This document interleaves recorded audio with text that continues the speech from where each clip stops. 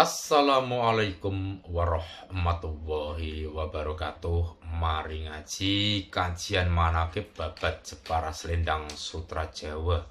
Kisah versi keluarga Kesultanan Jepara tentang macan kurung. Banyak sekali orang bicara macan kurung, tapi tidak mengkisahkan asal-usul siapa pemiliknya dan bagaimana proses terjadinya macan kurung. Bicara macan kurung, kita tidak lepas dari Desa Rau, Kecamatan Kedung, Kabupaten Jepara, yang merupakan salah satu desa yang menyimpan banyak rahasia tentang kebenaran kisah Jepara. Pada abad 10 Masehi, Mbah Khotob, murid Syekh Subakir, yang kepalanya lehernya dipatuk ular welang, lalu kepalanya terputus di bawah pohon randu alas yang saat ini berada di Desa Petekian, Kecamatan Taunan, Kabupaten Jepara, sehingga pohon randu alas lebih dikenal warga dengan nama randu sirahan. Lalu jasad Mbah Khotob yang masih hidup berjalan ke selatan, lalu terjatuh dan wafat tanpa kepala, lalu ditemukan warga dan dinamai jasad Kesasaraurus, lalu menjadi Desa Rau. Selang lama, sekitar pada abad 15 Masehi, ada seorang wanita dari Kedaton datang ke Jepara dengan membawa 2 macan kembar yang bernama Macan Truwili. Nyai Galung datang ke Jepara dan tinggal di Desa Rau. Suatu hari Nyai Galung ingin mengambil air dari kali. Tapi tiba-tiba Nyai Galung ini diserang oleh buaya. Ketika buaya akan menyerang Nyai Galung, datang Kanjeng Sultan Hadiwijaya, Sultan Pajang, untuk menyelamatkan Nyai Galung. Buaya dapat dikalahkan oleh Kanjeng Sultan Hadiwijaya, tapi Kanjeng Sultan Hadiwijaya juga terluka parah. Untuk membalas jasa Kanjeng Sultan Hadiwijaya, Nyai Galung meminjamkan 2 macan kembarnya untuk ditunggangi Kanjeng Sultan Hadiwijaya dari Desa Rau menuju Kesultanan Pajang. Sesampainya di Pajang, Kanjeng Sultan Hadiwijaya telah sembuh. Macan kembar Truwili milik Nyai Galung tidak dikembalikan kepada Nyai Galung, tapi macan digunakan untuk mengadu domba para keturunan-keturunan Jepara.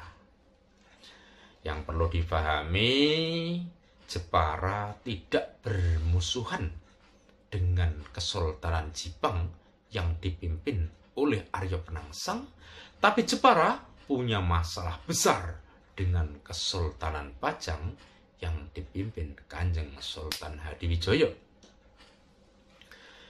Macan kembar Truwili diutus oleh Kanjeng Sultan Hadiwijaya untuk menemui Mbah Safin atau yang bernama asli Sultan Mudah Merah Pupuk di Desa Karso, Kecamatan Kedung, Kabupaten Jepara. Mbah Safin ini merupakan cucu keponakan Sunan Hadirin. Lalu macan yang satunya lagi disuruh menemui Mbah Ali Irsadi atau Sentono Rau. Kanjeng Sultan Hadiwijaya tahu kalau Mbah Safin ini punya masalah dengan Ali Irsadi Rau pada saat rebutan Jaran Kerto atas inisiatif adu domba anak angkat Mbah Safin yang bernama Bungo. Macan menemui Mbah Ali Irsadi untuk membantu membunuh Mbah Safin. Tapi Mbah Ali Irsadi atau Sentono Rau ini menolak, sehingga macan selalu berada di Desa Rau dan setiap hari selalu meraung-raung. Sehingga Desa Rau akhirnya dikenal menjadi desa Ngeraung, lalu menjadi desa Ngerau. Macan yang satunya lagi menemui Mbah Sapin untuk membantu membunuh Ali Irsadi. Tapi Mbah Sapin membiarkannya saja. Karena Ali Irsadi tidak mau bermusuhan dengan Mbah Sapin, akhirnya Macan dipanggil lagi oleh Kanjeng Sultan Hadiwijoyo, diperintah untuk menemui Prabu Ronggowangi yang bernama asli Prabu Ronggoseno, yaitu Raja Majapahit Brawijaya V yang mengasingkan diri di ujung muara Jawa atau Jepara. Macan terwili menemui Prabu Ronggoseno membantu untuk membunuh Mbah Sapin. Macan yang menemui Mbah Sapin, yang satunya lagi yang masih di rumah Mbah Sapin, juga menemui Mbah Sapin lagi untuk membantu membunuh Prabu Ronggoseno.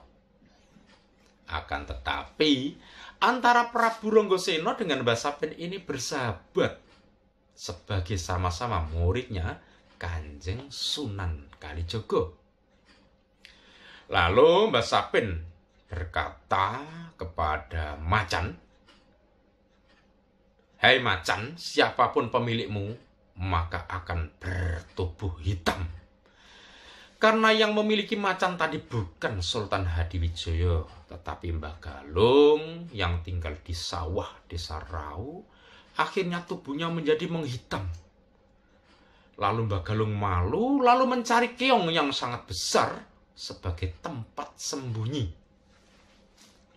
Lalu Mbah Galung bersembunyi di cangkang keong dan ditutup rapat, sehingga keong tersebut dikenal dengan nama Mustiko Keong Buntet.